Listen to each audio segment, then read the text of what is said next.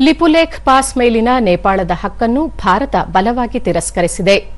ಇದು 1954ರಿಂದಲೂ ಕೈಲಾಸ ಮಾನಸ ಸರೋವರ ಯಾತ್ರೆಗೆ ಬಳಸಲಾಗುತ್ತಿರುವ ಸಾಂಪ್ರದಾಯಿಕ ಮಾರ್ಗವಾಗಿದೆ ಮತ್ತು ದಶಕಗಳಿಂದ ಈ ಮಾರ್ಗದ ಮೂಲಕ ಯಾತ್ರೆ ಸುಸೂತ್ರವಾಗಿ ನಡೆಯುತ್ತಿದೆ ಎಂದು ಭಾರತ ಸ್ಪಷ್ಟಪಡಿಸಿದೆ.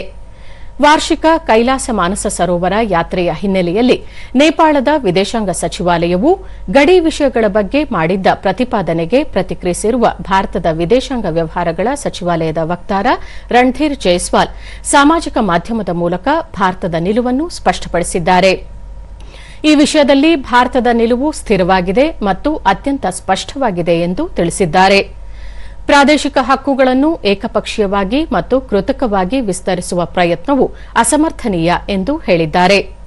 ದ್ವಿಪಕ್ಷೀಯ ಸಂಬಂಧಗಳಿಗೆ ಸಂಬಂಧಿಸಿದ ಎಲ್ಲಾ ವಿಷಯಗಳು ಮತ್ತು ಬಾಕಿ ಉಳಿದಿರುವ ಗಡಿ ಸಮಸ್ಯೆಗಳನ್ನು ಮಾತುಕತೆ ಹಾಗೂ ರಾಜತಾಂತ್ರಿಕತೆಯ ಮೂಲಕ ಪರಿಹರಿಸಲು ನೇಪಾಳದೊಂದಿಗೆ ರಚನಾತ್ಮಕವಾಗಿ ತೊಡಗಿಸಿಕೊಳ್ಳಲು ಭಾರತ ಸದಾ ಸಿದ್ದವಿದೆ ಎಂದಿದ್ದಾರೆ.